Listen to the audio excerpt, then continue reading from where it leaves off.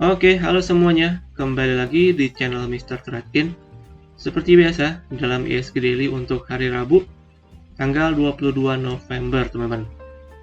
Dan berhubung kemarin saya nggak update video ya, karena kemarin saya lagi kurang enak badan, teman-teman. Jadi hari ini kita akan update langsung ya untuk market. Yang dimana hari ini secara penutupan akhirnya ditutup rejection, mengalami koreksi minus 0,47% di level 6.961 nih. Nanti kita akan bahas secara teknikal, namun di sini kelihatannya ya resisten kita di 7.000 merupakan resisten yang cukup benar-benar penting dan kuat, sehingga indeks pun akhirnya mampu terreject ya dari level tersebut. Dengan jumlah emiten hari ini yang melemah cukup banyak, 384, yang menguat hanya 259. Jadi hari ini bisa terbilang banyak yang mengalami koreksi, teman-teman.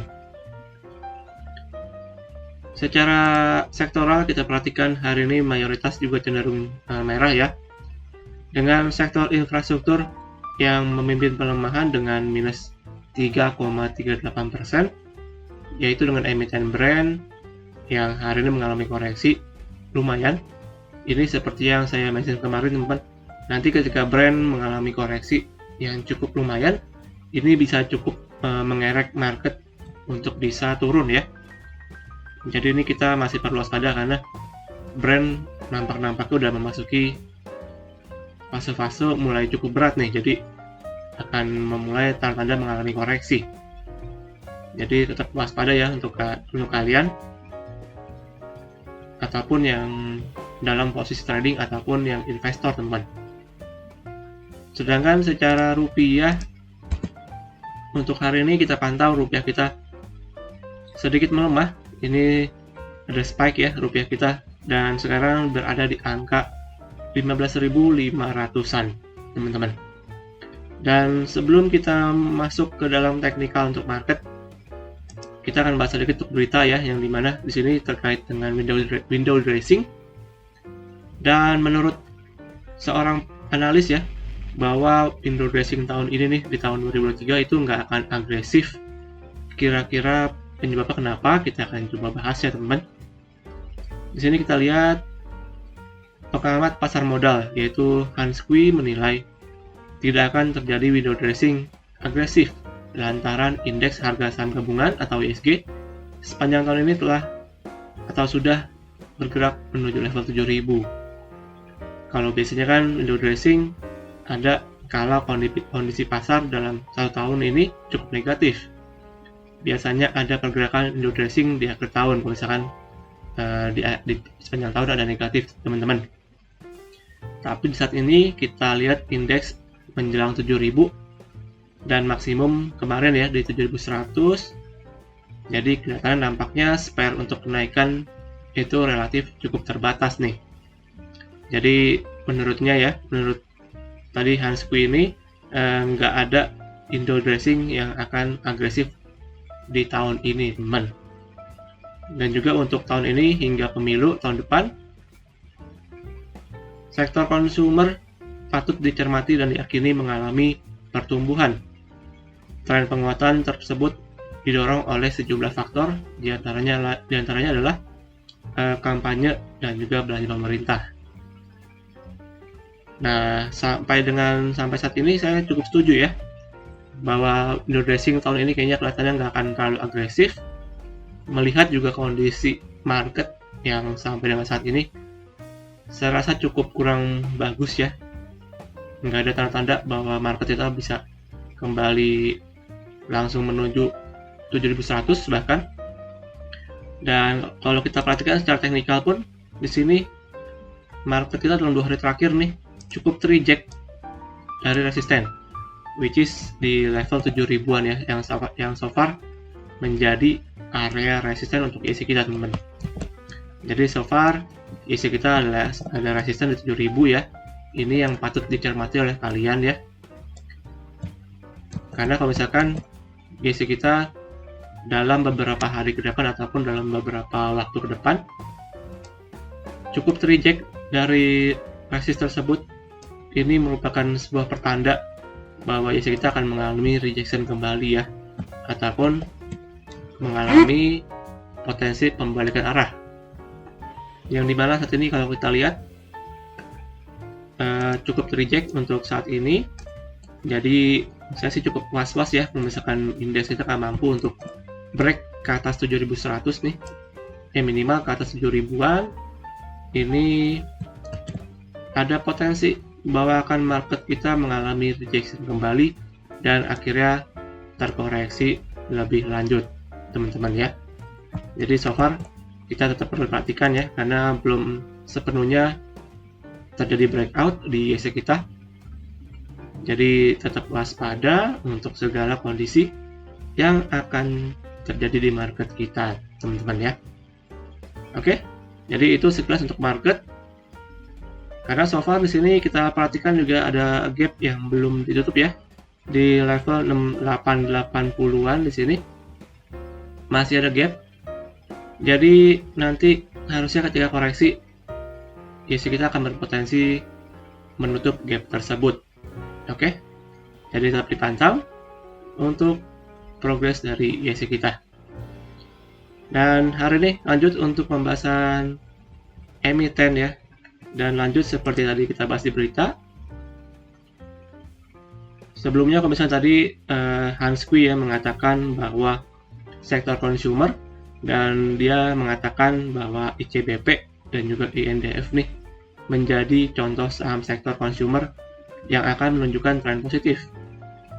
Selain itu, harga gandum yang secara global telah menjadi perhatian utama juga mulai menunjukkan tanda-tanda penurunan yang stabil. Hal ini dianggap positif untuk perusahaan-perusahaan makanan dan minuman di Indonesia, termasuk INDF dan ICBP, yang merupakan pemain utama dalam industri tersebut, teman-teman. Sementara itu, pada sektor yang terkait investasi akan kembali mengalami wait and see ya, menunggu siapa pemimpin baru yang akan terpilih.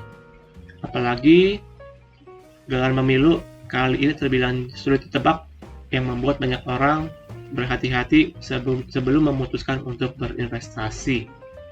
Jadi lebih kepada wait and see untuk kepada sektor investasi, teman-teman. Namun di sini tadi kita bahas ada lihat untuk dua sektor consumer ya, yaitu INDF dan juga ICBP. Oleh karena itu kita akan bahas kedua emiten tersebut secara teknikal ya, kita akan bahas dan kita akan update sekalian teman-teman untuk bagaimana kondisi terkininya ya. Yang pertama langsung dengan ICBP. Di sini mungkin kalian sudah cukup familiar dengan ICBP yang merupakan Indofood, yang merupakan produsen dari Indomie, teman-teman, yang harusnya kita tahu ya untuk semua produknya yang cukup dikenal di masyarakat. Ini ICBP, kalau saya perhatikan secara weekly dulu ya, secara panjang.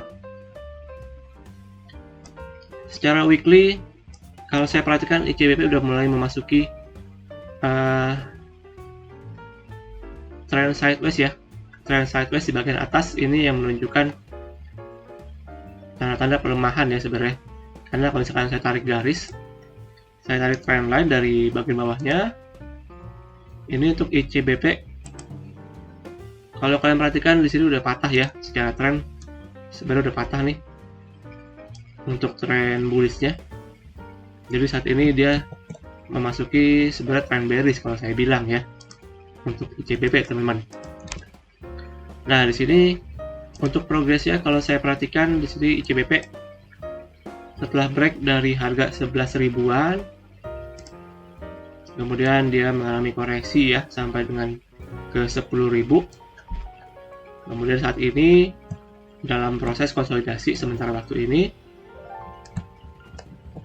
Nah, di sini untuk ICBP kalau saya bilang dalam memasuki fase bearish nih. Jadi merupakan fase awal ya, dimana memang kita masih belum melihat secara jelas nih bahwa ICBP ini memasuki fase koreksi. Namun secara tren udah lumayan terlihat nih ICBP udah mulai memasuki fase koreksinya, yang dimana kemarin setelah break dari 11.000 akhirnya menuju ke harga 10.000 ya. Dan di sini sementara ada resistnya yang terdekat di 10.700.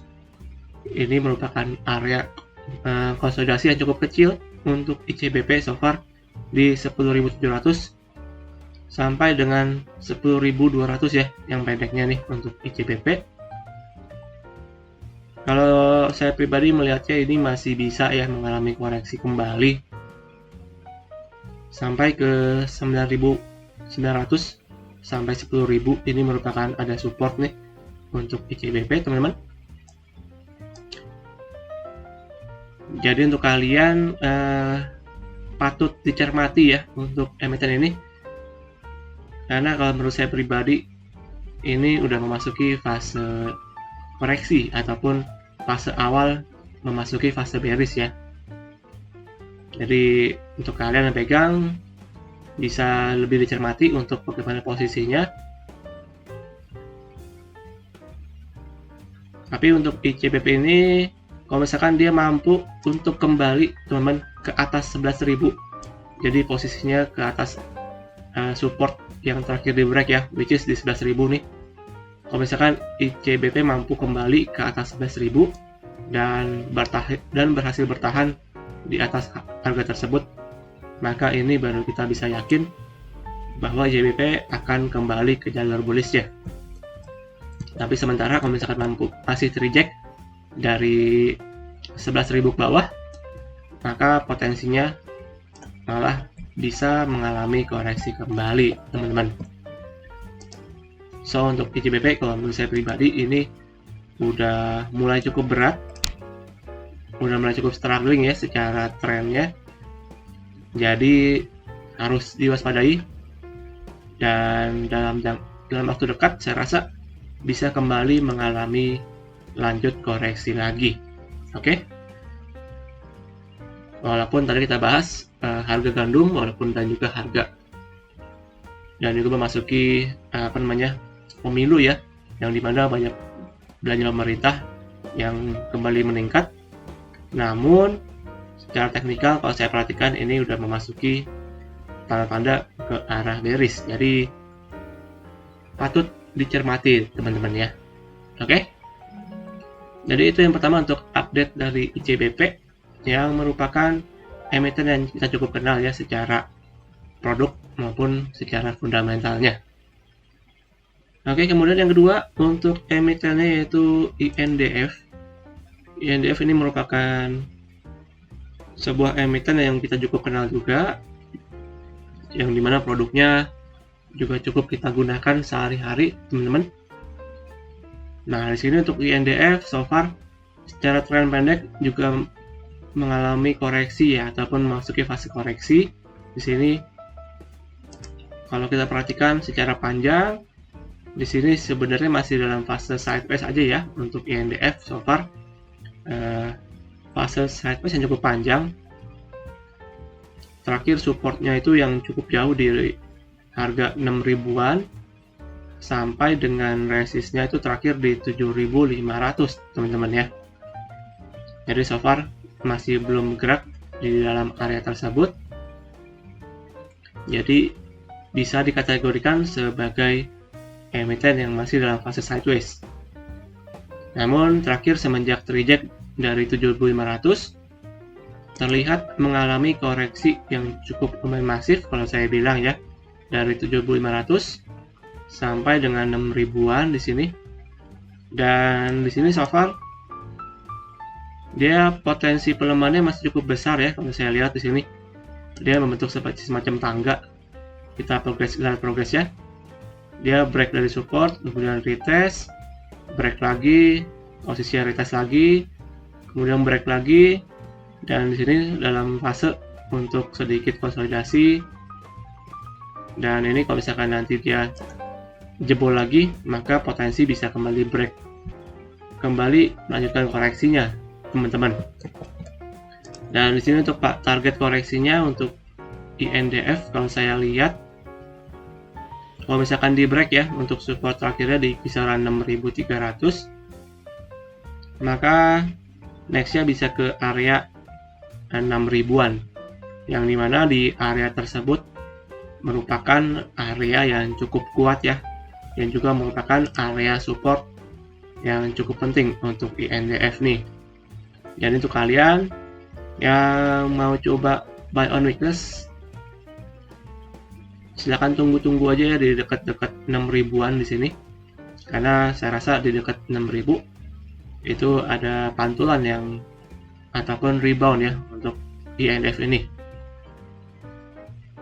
karena di sana merupakan area support yang udah cukup teruji ya untuk INDF ini, berkali-kali cukup berhasil bertahan. Jadi harusnya di dekat-dekat area tersebut akan ada sedikit pantulan. Dan secara pendek di sini so far untuk resistannya di 6.500. Kalau misalkan berhasil di break 6.500, maka nextnya akan menguji resist di 6.600-an. Oke. Jadi so far ini INDF masih dalam fase koreksi ataupun bearish. Jadi tetap waspada dan tetap dipantau ya untuk kalian yang pegang, terutama untuk emiten satu ini.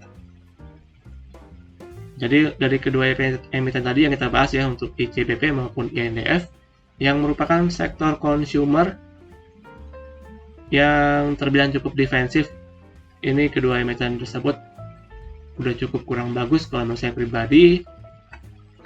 Walaupun kita tahu harga gandum dan juga harga kenaikan bahan pokok itu kembali meningkat ya. Ini terlihat dari teknikal untuk kedua emiten tersebut ini cukup kurang bagus. Jadi memang ya, kalau saya bilang ekonomi saat ini dalam keadaan kurang baik, jadi semua emiten pun saya rasa cukup terkena dampaknya. Oke, jadi itu aja untuk pembahasan kita hari ini teman-teman, untuk dua emiten yang kita bahas dari ICBP maupun dari INDF. Kemudian untuk market juga seperti yang tadi saya jelaskan di awal, ini cukup berat.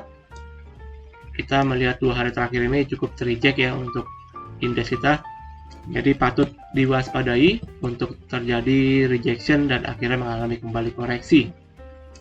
Oke, jadi demikian untuk hari ini di dalam pembahasan kita untuk ISG Daily di hari Rabu tanggal 22 November 2023. Dan terima kasih untuk hari ini teman-teman kesempatannya. Jangan lupa juga untuk lakukan kembali analisa ulang untuk setiap analisa yang saya berikan. Dan juga jangan lupa untuk subscribe, like, dan komen, dan juga share kepada teman-teman kalian. Dan kita akan jumpa lagi di update market selanjutnya. Salam trade in.